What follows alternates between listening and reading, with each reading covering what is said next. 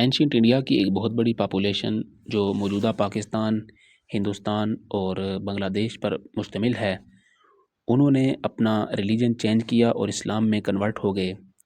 سوال یہ پیدا ہوتا ہے کہ آخر کیا وجہ ہوگی کہ اتنی بڑی تعداد میں لوگ اپنا ریلیجن چھوڑتے ہیں اور ایک نئے بیلیف سسٹم کو ایکسیپٹ کر لیتے ہیں؟ کیا اس کی وجہ پرانے بیلیف سسٹم میں موجود وہ خرابیاں تھیں جو کسی بھی ساؤنڈ مائنڈ کے انسان کو بے چین کرنے کے لیے کافی ہیں؟ اسی وجہ سے ان لوگوں نے اپنے پرانے بیلیف سسٹم یعنی ہندوازم کو چھوڑا اور نئے بیلیف سسٹم یعنی اسلام کو قبول کر لیا۔ اس ویڈیو میں آج ہم اسی سوال کا جواب ڈھونڈنے کی کوشش کریں گے۔ سب سے پہلے اگر ہم کنسیپٹ آف گاڈ کی بات کریں تو ہندوازم کا جو کنسیپٹ آف گاڈ ہے وہ انتہائی پیچیدہ ہے اور انتہائی کنفیوزنگ ہے۔ ہندوازم میں ایک سے زیادہ خداؤں پر یقین رکھا جاتا ہے اور ان کی عبادت کی جاتی ہے، اور وہ سب کے سب طاقتور ہیں، پاورفل ہیں، جبکہ اسلام میں صرف ایک ہی خدا کی عبادت کی جاتی ہے اور تمام تر قوت اسی سے وابستہ ہے اور تمام تر طاقت اور اختیار اسی کا ہے۔ اور ہندو پنڈت بھی یہی بات کہتے ہوئے نظر آتے ہیں کہ ہمارے پاس تو کئی خدا ہیں، اگر ایک سے نہیں بنے گی تو دوسرے کے پاس چلے جائیں گے، جبکہ مسلمانوں پر تنقید کرتے ہوئے کہا جاتا ہے کہ ان کے پاس تو ایک ہی آپشن ہے۔ لیکن قرآن حکیم میں بڑے واضح الفاظ کے اندر اس عقیدے کو پوری طرح سے ایک باطل عقیدہ قرار دیا گیا ہے اور کہا گیا ہے کہ اگر اس نظام میں ایک سے زیادہ خدا ہوتے تو تم دیکھتے کہ یہ نظام پوری طرح سے تباہ و برباد ہو جاتا۔ اب اگر ایک ساؤنڈ مائنڈ سے دیکھا جائے تو یہ بات بڑی لاجیکل ہے۔ اگر ایک ملک کے اندر جو چھوٹا سا ایک زمین کا خطہ ہے، اس میں 2 پرائم منسٹر نہیں ہو سکتے یا 2 پریزیڈنٹ نہیں ہو سکتے، تو پھر اتنے بڑے نظام میں 2 خدا کیسے ہو سکتے ہیں؟ یقیناً اسلام کا یہ عقیدہ توحید انتہائی اپیلنگ ہے اور لوگوں کو اپنی طرف کھینچتا ہے۔ انسان کے ذہن میں صدیوں سے ہی ایک سوال رہا ہے کہ مرنے کے بعد وہ کہاں جائے گا۔ اس سوال کے جواب میں ہندوازم نے جو عقیدہ بنایا ہے وہ انتہائی کنفیوزنگ ہے۔ ہندوازم کے مطابق انسان اپنی اس زندگی میں جیسے کرم کرتا ہے، مرنے کے بعد اسے ایک اور زندگی دی جائے گی اور انہی کرموں کی بنیاد پر ہی وہ کسی بھی روپ میں جنم لے گا۔ مثال کے طور پہ اگر اس کے اعمال بہت برے تھے تو وہ کسی بندر یا کتے کی صورت میں پیدا ہوگا، اور اگر اس کے اعمال بہت اچھے تھے تو وہ ایک خوش قسمت اور نیک انسان کی صورت میں جنم لے گا۔ یہ اپنے آپ میں انتہائی کنفیوزنگ ہے۔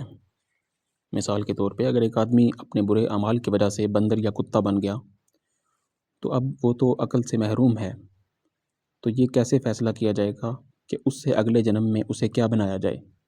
یقیناً ایک ساؤنڈ مائنڈ آدمی اس عقیدے سے کبھی بھی مطمئن نہیں ہوگا۔ وہیں اسلام میں عقیدہ آخرت کے مطابق انسان کو صرف ایک ہی زندگی دی گئی ہے، اور اگر وہ اس میں اچھے اعمال کرے گا تو اسے جنت کی صورت میں اچھا بدلہ دیا جائے گا، اور اگر وہ برے اعمال کرے گا تو اسے جہنم کی صورت میں سزا دی جائے گی۔ یقیناً ہندوازم کے عقیدے کے مقابلے میں یہ انتہائی لاجیکل عقیدہ ہے، یعنی بالکل ایک امتحان کی طرح، جس میں اگر ایک اسٹوڈنٹ اچھی کارکردگی کا مظاہرہ کرتا ہے تو اسے انعام دیا جاتا ہے، اور اگر وہ خراب کارکردگی کا مظاہرہ کرتا ہے تو اسے سزا دی جاتی ہے۔ اسی طرح ہندوازم کا جو کاسٹ بیس سسٹم ہے وہ کسی سمجھدار انسان کے لیے کبھی بھی قابل قبول نہیں ہو سکتا۔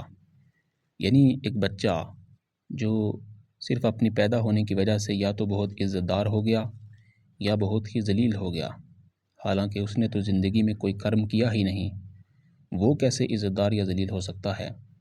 جبکہ اسلام میں تمام انسانوں کو بالکل برابر بتایا گیا ہے اور ایک باپ کی اولاد بتا کر کسی بھی طرح کی تفریق کو مٹا دیا گیا ہے۔ یہ اپنے آپ میں انتہائی اپیلنگ ہے، اور اسی وجہ سے شاید لوگ ہندوازم سے دور ہوتے گئے اور اسلام کو قبول کرتے گئے۔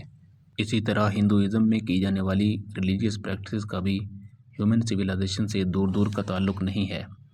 مثال کے طور پہ شیو کے مندر میں شیو کے سیکشول آرگن کی مورتی بنا کر پوجا کی جاتی ہے، اور اسی مورتی کی بچے اور عورتیں بھی پوجا کر رہے ہوتے ہیں۔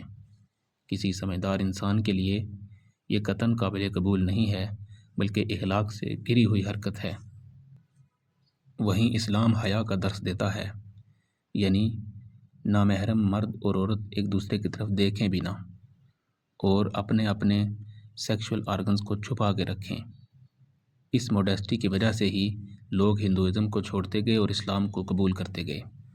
اگر کسی بھی فیتھ سسٹم میں اتنی خامیاں اور فلاز ہوں گے تو یقیناً کوئی بھی سمجھدار آدمی یہ سوچنے پر مجبور ہو جائے گا کہ وہ اس فیتھ سسٹم کو لے کے چل رہا ہے کیا وہ درست ہے یا غلط ہے، اور یقیناً اگر اس سے بہتر فیتھ سسٹم اس کو ملے گا تو وہ اس کو ایکسیپٹ کر لے گا۔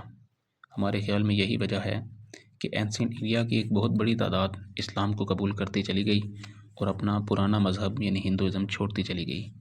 آپ کیا کہتے ہیں؟ اپنی قیمتی رائے کمنٹ سیکشن میں ضرور دیجیے۔